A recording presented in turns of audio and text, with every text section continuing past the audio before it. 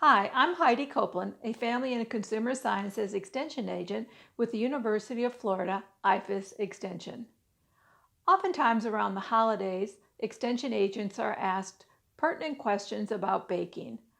Lately, because of the proliferation of backyard chickens, people are wondering how to substitute backyard chicken eggs for eggs found in a recipe.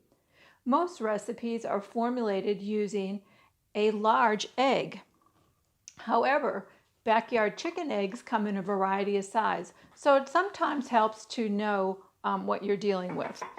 I'm going to take the measurement of several of these eggs to show you there is great variation in the size of the weight of these eggs. Starting with the medium egg, we see that we have approximately 45 grams of what would become a liquid in a baked good recipe.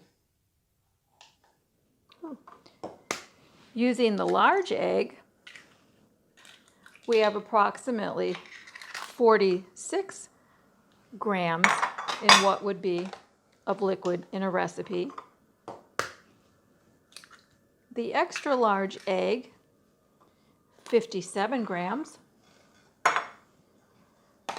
And if we look at the jumbo egg, we're looking at approximately 60 grams of liquid in a recipe. So think about it.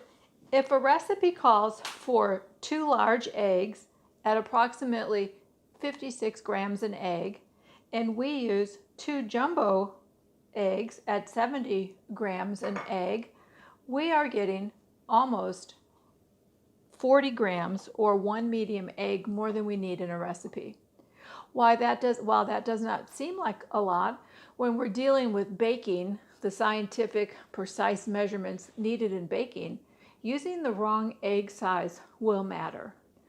Some people suggest if you're using eggs that are not put in a carton so you don't know the exact size, that perhaps you too should measure them before you use them so that you'll get the precise measurement when you're baking.